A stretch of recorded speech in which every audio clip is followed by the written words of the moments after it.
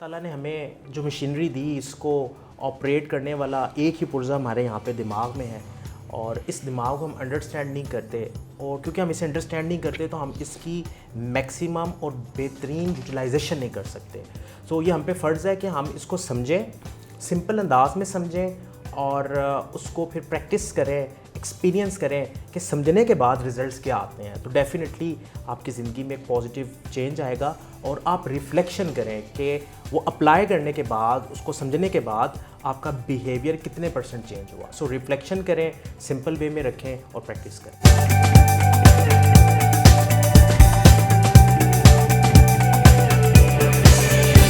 अस्सलाम वालेकुम एवरीवन, मैं हूं आपकी होस्ट मुआफ़िया मलिक। हम और आप विद PNY के एक न्यूज़ शो के साथ। जैसा कि आप सब लोग जानते हैं, PNY एक ऐसा प्लेटफॉर्म है जहां हम हज़ारों की तादाद में स्टूडेंट्स को डिफरेंट स्किल्स सिखाते हैं ताकि वो अपनी पर्सनल लाइफ और प्रोफेशनल लाइफ के साथ साथ अपनी फाइनेंस को भी बेहतर बना सकें। हमारे इस शो का मकसद ही यही है कि हम आप तक हर लाइफ के हर पर्सपेक्टिव के बारे में ऐसी मालूमात पहुंचा सकें जो आपको फ़ायदा भी दे सके और हम भी उससे कुछ ना कुछ इन्फॉर्मेशन और कुछ ना कुछ सीख सकें। आज का जो हमारा सेशन है वो बहुत ही दिलचस्प है और बहुत ही डिफरेंट है क्योंकि आज हम ज़रा एक डिफरेंट टॉपिक पे बात करेंगे। इसके बारे में बहुत कम लोगों को आइडिया है, जिसे हम NLP यानी न्यूरो लिंग्विस्टिक प्रोग्रामिंग कहते हैं। ये क्या है और इसका हमारी ज़िंदगियों में क्या इफ़ेक्ट होता है, पॉजिटिव इफ़ेक्ट क्या होता है और इसको किस तरह से हम अपनी लाइफ को और बेहतरीन बना सकते हैं, इन सब चीज़ों पे हम बात करेंगे। हमारे साथ जो गेस्ट मौजूद हैं, मैं बहुत एक्साइटेड हूँ उनसे बात करने के लिए। अब मैं उनका तारुफ करवाती चलूँ। मेहताब हमीद साहब मौजूद हैं जो कि ट्रेनर हैं, लाइफ कोच है और NLP कोच भी हैं। तो इनसे हम जानेंगे इन सब चीज़ों के बारे में। सबसे पहले मैं वेलकम करती हूँ सर को। अस्सलाम वालेकुम सर, कैसे हैं? वालेकुम सलाम, अल्हम्दुलिल्लाह, बेहतरीन, ज़बरदस्त। Sir thank you so much for your time. हमने कहा आज आपके साथ हम ज़रा दिलचस्प बातें करते हैं। बहुत सी हम सुनते हैं प्लेटफॉर्म पे NLP के बारे में, लेकिन मैं अगर लेमन लैंग्वेज में बात करूं, बहुत से लोगों को इस चीज़ का आइडिया नहीं है। तो मैं चाहती हूं आप सबसे पहले तो हमें बताएं ये basic NLP neuro linguistic programming है क्या?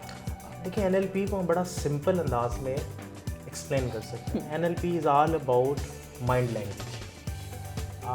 कोई भी चीज़ कम्युनिकेट होती है, कम्युनिकेशन का वर्ड निकला है कम्यून से। कम्यून का मतलब होता है शेयर करना। अब किसी भी किस्म की शेयरिंग के लिए हम किसी मोड, किसी मीडियम का इस्तेमाल करते हैं। हम जब इमोशंस की बात करते हैं तो इमोशंस को एक्सप्रेस करने के लिए हम एक्सप्रेशन देते हैं। हम जब कोई भी इंफॉर्मेशन एक्सचेंज करने की बात करते हैं तो मोड ऑफ ट्रांसफॉर्मेशन जो होता है वो आपकी लैंग्वेज होती है। इसी तरह आपका माइंड इर्द गिर्द से सेंसेस के ज़रिए डाटा लेता है, फिर उसके ऊपर कोई प्रोसेस चलाता है और उसकी आउटपुट निकालता है। आउटपुट आपका बिहेवियर है। इनपुट वो सेंसेस से आने वाला डाटा है।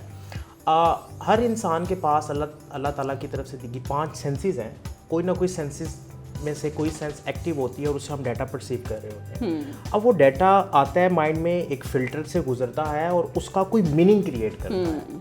अब माइंड खुद उसका कोई मीनिंग क्रिएट करता है। फॉर एग्जांपल, मेरे सामने एक इवेंट होता है, मैं उसका मतलब, उसका मीनिंग कुछ और अखज़ करूँगा, आप कुछ और अखज़ करेंगे। Why? Because it's all about mental map mind language. So NLP is all about mind language, जिसमें हम दिमाग के इस प्रोसेस को समझते हैं कि दिमाग इंफॉर्मेशन ले कैसे रहा है, इनपुट ले रहा कैसे है, आउटपुट कैसे प्रोड्यूस कर, what is input and what is output. अगर इसको मैं एक सिंपल इक्वेशन मैंने क्रिएट की है, मैं अपनी ऑडियंस को माइंड मैकेनिज्म पढ़ाता हूँ। 1 + 1 + 1 = 3।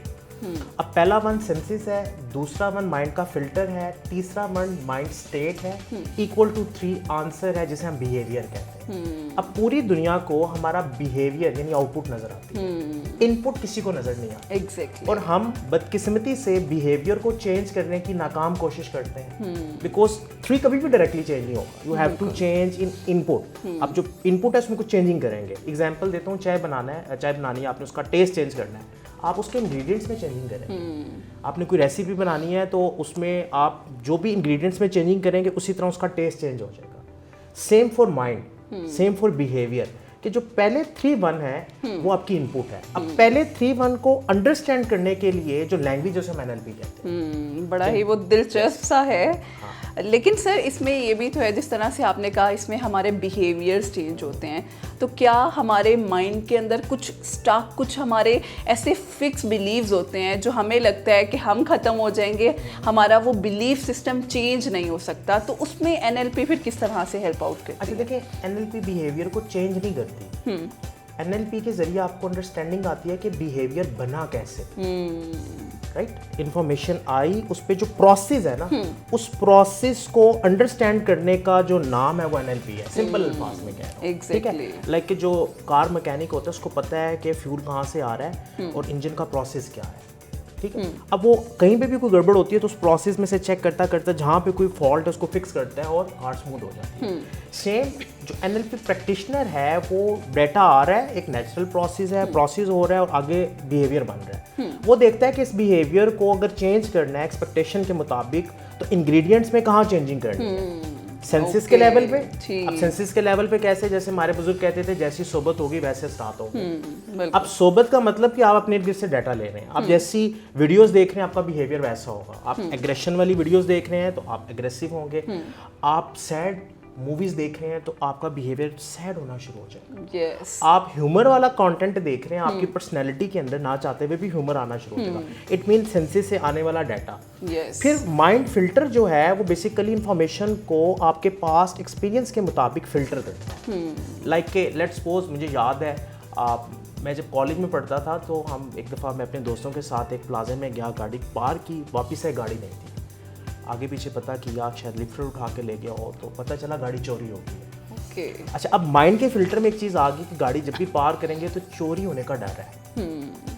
अब मैं जब भी कभी गाड़ी पार करता हूँ तो कई बार दोबारा मुड़ के देखता हूँ कि गाड़ी वहाँ पे मौजूद है या नहीं। वाई? बिकॉज माइंड के फिल्टर के अंदर ये पास्ट कंडीशनिंग आ गई, बिलीफ सिस्टम के अंदर ये एक चीज़ आ गई। अब जो हमारे पास्ट एक्सपीरियंस होते हैं बुरे अच्छे, वो हमारे फिल्टर में आ जाते हैं और आने वाली नई इंफॉर्मेशन उसी फिल्टर से पास होके गुजरती है। और उसमें थर्ड वन जो है आपकी इमोशनल स्टेट है, किसी टाइम हैप्पी है, किसी टाइम सैड है, किसी टाइम एग्रेशन में है, उसके अकॉर्डिंगली फिर आपका बिहेवियर बन जाता है। सो एनएलपी आपकी इस पूरे प्रोसेस की कंपोजिशन को डिफाइन करती है और आपको समझ आ जाती है कि अब चेंज क्या करना है। मेंटल स्टेट में चेंज करना है तो उसकी टेक्निक अलग है, फिल्टर में चेंजिंग करनी है, बिलीफ सिस्टम में चेंजिंग करनी है, उसकी टेक्निक अलग है।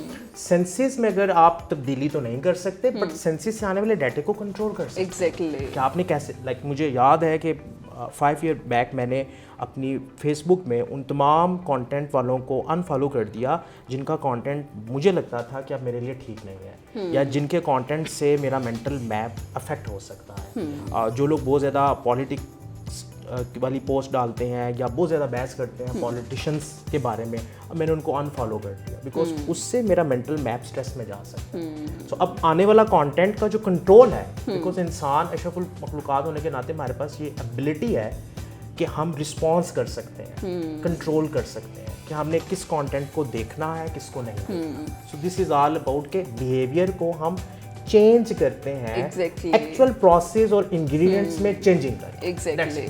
यानी हमारी एनएलपी जो है वो हमारे बिहेवियर्स को चेंज करने में और लाइफ में अपने उन बैलेंसेस को चेक करने में भी हेल्प करती है। सर एक और चीज़ है, जिस तरह से अभी आपने कहा हम बिहेवियर चेंज कर सकते हैं, इट मीन्स ये एनएलपी हमें पॉजिटिविटी में भी हेल्प करती है कि हम अपनी ज़िंदगी में मुस्बत रवैयों को ऐड कर सकते हैं। उसके साथ साथ अपनी लाइफ में ये एनएलपी मैं किस तरह से लिंक कर सकती हूँ कि ये मुझे पॉजिटिविटी को बूस्ट अप करने में हेल्प कर सकती है। देखें, फिल्टर में आपका एक नेगेटिव बिहेवियर पड़ा हुआ है, एक नेगेटिव बिलीफ बन गया।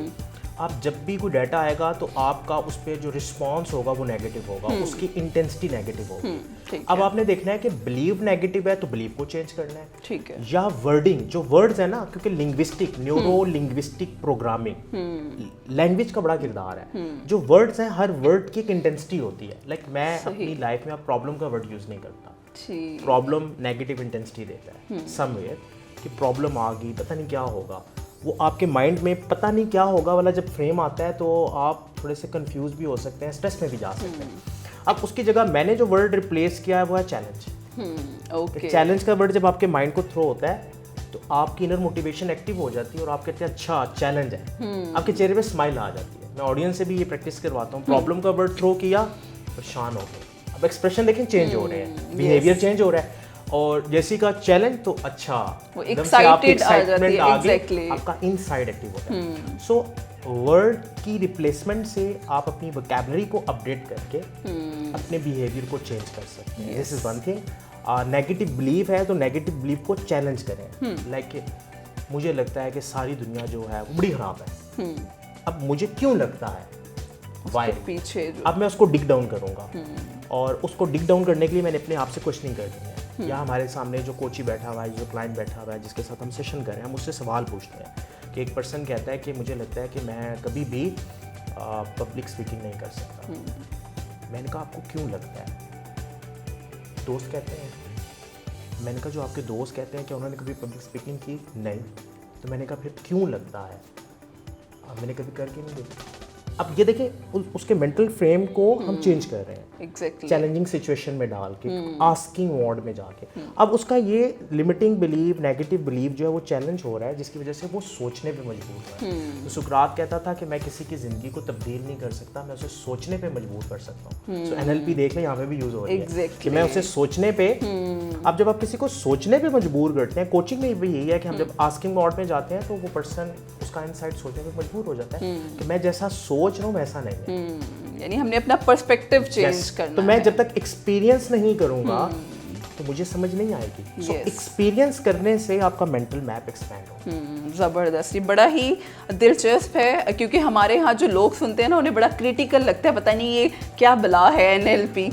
तो अच्छा से मैं चाहती हूँ स्पेशली हमारे यंगस्टर्स के लिए जो लोग प्रैक्टिस करते हैं या जो स्टूडेंट्स इस चीज़ पे काम कर रहे हैं, NLP सीख ली है लेकिन उसको उस तरह से प्रैक्टिस नहीं कर पा रहे, आप क्या सजेस्ट करेंगे? ऐसी कोई टेक्निक या स्ट्रेटजी कि वो अपनी लाइफ में कोई ऐसी स्ट्रेटजी यूटिलाइज़ करें जो उन्हें अपने रवैयों पे फोकस करने में हेल्प देगी और अपने रवैयों पे सोचने पे मजबूर करेगी कि अगर वो सोचेंगे तो ही वो चेंज करेंगे। इस बारे में क्या कहेंगे आप? देखिए, प्रैक्टिस के लिए यही है कि हम लोग ना NLP को अपने ऊपर हैवी कर लेते हैं कि पता नहीं क्या मुश्किल चीज़ है। अब बड़ा सिंपल रहें।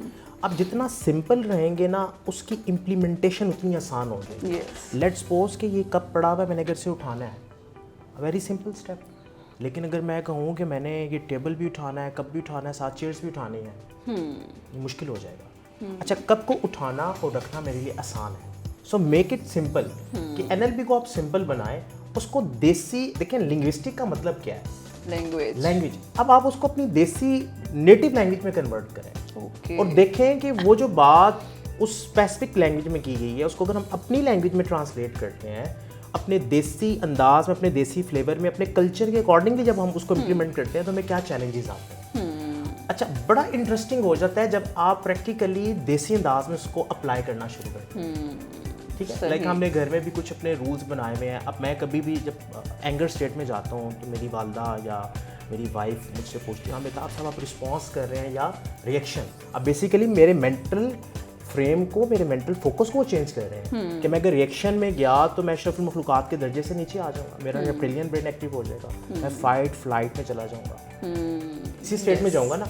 अब वो कहते हैं कि आप रिएक्ट करें रिस्पॉन्स, तो मैं सोच में पढ़ता हूँ कि मैं तो रिएक्शन में हूँ, मेरे चेहरे पे स्माइल आती है और मैं रिस्पॉन्स की तरफ कन्वर्ट हो जाता हूँ। A very simple technique. तो आपने NLP को बहुत ही आसान बनाना है और जितना इजी बनाएंगे आपको इसकी इम्प्लीमेंटेशन उतनी ज़्यादा। ये बड़ा इंपॉर्टेंट है क्योंकि हमारे जो स्टूडेंट्स हैं ना और काफ़ी प्रैक्टिशनर हैं, वो एक सर्टिफिकेशन तो हासिल कर ली है लेकिन हम उस चीज़ को प्रैक्टिस की तरफ नहीं जाते हैं और अगर जाने लगे जी ये तो बहुत मुश्किल है, हमसे तो नहीं होगा, जब हम अपने आप को ही ये जेस्चर दे रहे हैं फिर हम आगे लोगों की ज़िंदगियाँ कैसे बदल सकते हैं। सर मैं चाहूँगी, हमारे पास ज़रा टाइम थोड़ा लिमिटेड होता है, लेकिन मैं एक लास्ट मैसेज जो आप हमें देना चाहें रिगार्डिंग दिस जो हम बात कर रहे हैं तो वो बहुत ऑडियंस के साथ स्पेशली। देखें जी, लास्ट मैसेज यही है ऑडियंस के लिए कि अल्लाह ताला ने हमें जो मशीनरी दी, इसको ऑपरेट करने वाला एक ही पुर्जा हमारे यहाँ पे दिमाग में है और इस दिमाग को हम अंडरस्टैंड नहीं करते, और क्योंकि हम इसे अंडरस्टैंड नहीं करते तो हम इसकी